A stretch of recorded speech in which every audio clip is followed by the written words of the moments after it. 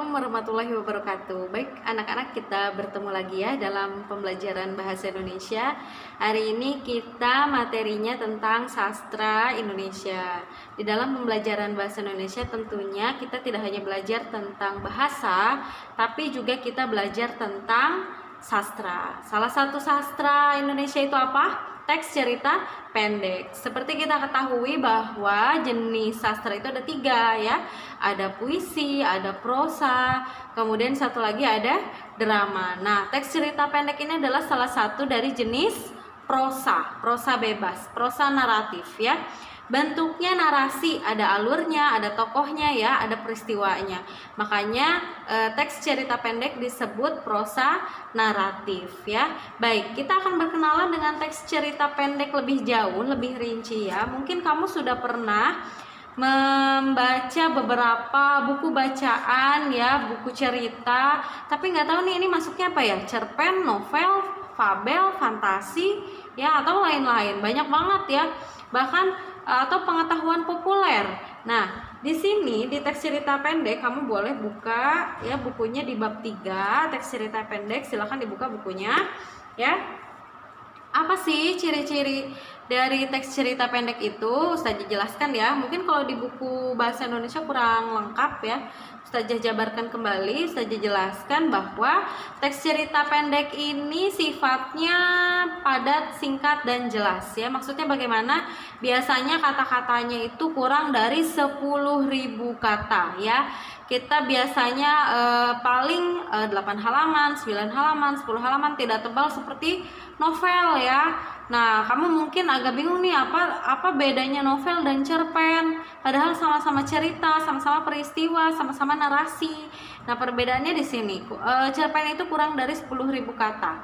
Kemudian peristiwanya itu tunggal ya, dalam satu waktu. Ya, peristiwanya misalnya ketika kamu pergi ke kebun binatang, atau kamu lagi mudik lebaran, atau peristiwa ketika student day misalnya. Jadi peristiwanya hanya satu waktu sehingga tidak merubah nasib si tokoh. Nah, itu ciri-cirinya juga ya, tidak merubah nasib si tokoh. Kemudian tokoh utamanya itu tidak digambarkan terlalu jelas. Misalnya namanya Ani misalnya ya, rambutnya hitam, kulitnya putih, udah cukup sampai situ. Ya, tidak dijelaskan adiknya, kakaknya, atau tidak dijelaskan secara rinci seperti novel ya.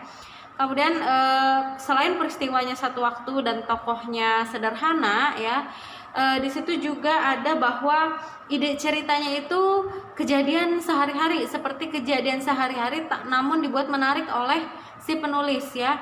Tetap fiksi, tidak nyata ya, itu adalah karangan penulis ya, imajinasi penulis, tapi dilihat dari kehidupan sehari-hari ya, sesuai dengan, jadi nggak ada kayak sihir. Kalau sihir jatuhnya ke cerita fantasi ya.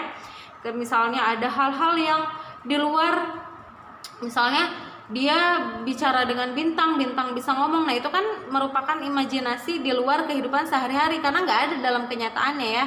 Jadi tetap karangan penulis, cuma kehidupan sehari-hari seperti biasa, kehidupan normal manusia ya.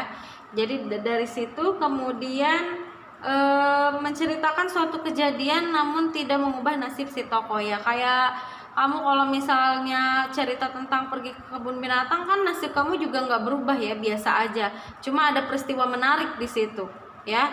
Kemudian satu lagi, meninggalkan kesan yang mendalam ya. Jadi setiap cerita biasanya ada kesan mendalam, entah itu sedih ya, entah itu bahagia, entah itu baper, entah itu bikin kamu bingung atau bikin serem ya.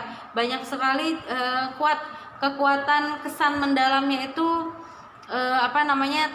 begitu terasa oleh pembaca ya, bagi teks cerita-cerita pendek yang bagus ya. Kemudian alurnya itu biasanya alur maju ya, jarang yang sorot balik atau alur mundur. Kenapa? Karena kita satu peristiwa ya, jadi biasanya alur maju. Kalau misalnya sorot balik atau alur mundur itu butuh banyak cerita, jadi nantinya malah jadi novel ya. Makanya kalau teks cerita pendek itu ada batasan-batasannya. Begitu ya. Itu untuk ciri-ciri teks cerita pendek ya. Kemudian kita bahas tentang unsur intrinsik dan unsur ekstrinsik. Ini kayaknya pernah deh kalian pelajari di SD ya. Ustazah ulangi lagi ya, atau bisa disebut dengan struktur cerita pendek ya. Apa saja yang membangun teks cerita pendek? Yang pertama di situ ada temanya dulu. Tetap ada tema ya. Temanya apa? Misalnya temanya tentang kenakalan remaja ya, kenakalan remaja. Kemudian judulnya apa? Judulnya tentang anak-anak yang bermain petasan misalnya ya, cerita tentang petasan gitu, orang-orang yang bermain petasan ketika sholat tarawih misalnya gitu ya. Itu dalam peristiwa tertentu berarti kan, dalam ketika peristiwa dalam sholat tarawih gitu ya. Nah di situ ada tema, kemudian tokoh penokohannya siapa ya, namun tidak terlalu digambarkan dengan jelas ya, tokohnya biasanya hanya beberapa saja. Kemudian ada alur, sudah tahu ya alur ya, ada perkenalan dulu, ada konflik, ada klimaks, anti klimaks, dan penyelesaian ya. Klimaks itu biasanya puncaknya masalah. Alur ini penting, harus ada ya, karena apa? Supaya cerita itu menarik ya. Kalau misalnya nggak ada alur ya biasa-biasa aja, flat, itu nggak seru ya kan. Kalau nonton film, baca cerita itu pasti kita cari alurnya yang bagus ya, masalahnya apa gitu, masalahnya di mana, terus solusinya gimana ya, udahnya gimana ya, endingnya apa. Nah itu ya. Kemudian sudut pandang, latar dulu ya, latar dan suasana kalian sudah tahu ya, latar tempat, waktu ya. Ada suasana juga, suasananya apa, misalnya suasananya mencekam ya, suasananya horor, suasananya menyedihkan. Nah itu banyak ya. Kalau latar tempat itu ya di pasar, di sekolah, di rumah. Kalau waktu siang hari, sore hari. Yang mungkin agak susah adalah suasana ya, suasananya apa, menyedihkan, mengesankan, menyeramkan, atau apa.